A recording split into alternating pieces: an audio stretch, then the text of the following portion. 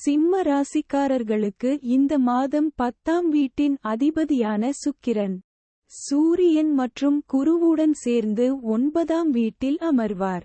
இதன் பலனாக ஜாதகக்காரர்களுக்கு விரும்பிய இடமாற்றங்கள் கிடைக்கும். நீங்கள் வேலையை மாற்ற விரும்பினால் புதிய வேலையை பெறுவதற்கான வாய்ப்புகள் உண்மையானதாக இருக்கும். இதனால் ஜாதகக்காரர்களுக்கு சாதகமான காலம் ஏற்படும். 7ஆம் வீட்டிற்கு அதிபதியான சனி 7ஆம் வீட்டில் தங்கி தொழில் பலம் தருவார். வியாபாரத்தில் வெளிநாட்டு தொடர்புகள் ஏற்பட வாய்ப்புகள் உள்ளன. எனவே இது ஸ்திரத்தன்மைக்கான நேரமாக இருக்கும். மக்கள் முன்னேற்றத்தில் மகிழ்ச்சி அடைவார்கள். இதனால் மெதுவான வேகத்தில் முன்னேற்றத்தின் உச்சத்தை அடைவார்கள். 5ஆம் வீட்டின் அதிபதியான குரு இந்த மாதம் முழுவதும் 9ஆம் வீட்டில் அமர்வார். கல்வித்துறையில் பல்வேறு முன்னேற்றங்களை ஏற்படுத்தும். 5வது வீட்டில் குருவின் தாக்கம் அறிவை பெறுவதற்கான ஆசையை ஏற்படுத்தும் மற்றும் கல்வித்துறையில் மகிழ்ச்சியான விளைவுகளை ஏற்படுத்தும். ஒரு நல்ல வழிகாட்டி அல்லது ஆசிரியர் உங்களுக்கு சிறப்பாக செயல்பட வழிகாட்ட முடியும். 2ஆம் வீட்டின் அதிபதியான புதன் செவ்வாய் மற்றும் ராகு இடையே பாதிக்கப்பட்ட நிலையில் 8வது வீட்டில் அமர்வார். குடும்ப உறுப்பினர்களிடையே பரஸ்பர சண்டைகள் ஏற்பட வாய்ப்புகள் உள்ளன.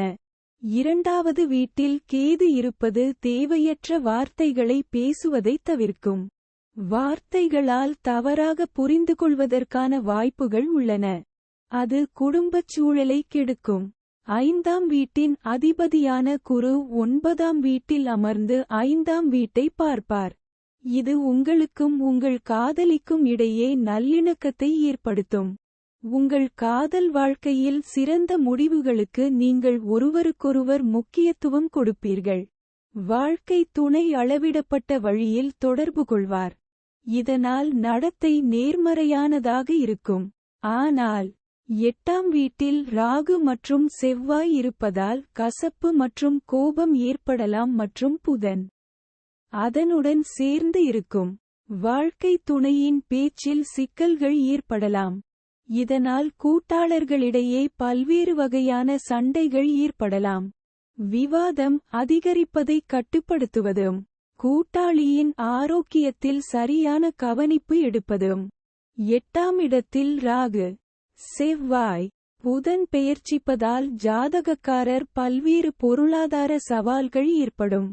குடும்பத்தில் உள்ள பிறரின் உடல் நல கோளாறுகள் மற்றும் தேவையற்ற பயணங்களால் செலவுகள் ஏற்படும். மற்றும் இது ஆரோக்கியத்தில் ஏற்ற இறக்கங்களையும் ஏற்படுத்தும். புதனுடன் ராகு மற்றும் செவ்வாயின் அங்காரக தோஷம் இருப்பதால் செரிமான கோளாறுகள், வயிற்று தொற்றுகள், பல்வேறு வகையான உடல் உபாதைகள், சில வகையான அறுவை சிகிச்சைகள் அல்லது இழப்புகள் ஏற்படும்.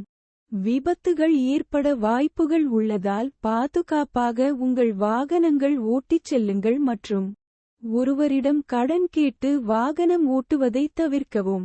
பரிகாரம்: ஸ்ரீ ஆதித்ய ஹிருதை ஸ்தோத்திரத்தை தொடர்ந்து ஓதுவதை உறுதி செய்யவும்.